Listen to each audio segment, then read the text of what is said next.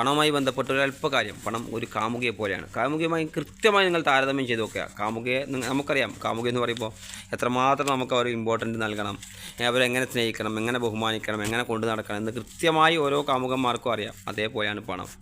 അതേപോലെ നിങ്ങൾ കൈകാര്യം ചെയ്താൽ മാത്രമേ നിങ്ങളുടെ കൂടെ നിൽക്കുകയുള്ളൂ, അല്ലെങ്കിൽ അത് വിട്ടുപോകും. അതുമായി ബന്ധപ്പെട്ട് വലിയൊരു വീഡിയോ ഞാൻ ചെയ്തിട്ടുണ്ട്, വേണം നിങ്ങൾക്കത് കാണാം. അതുപോലെ ഇത് നിങ്ങൾ സബ്സ്ക്രൈബ് ചെയ്യുക എൻ്റെ ചാനൽ.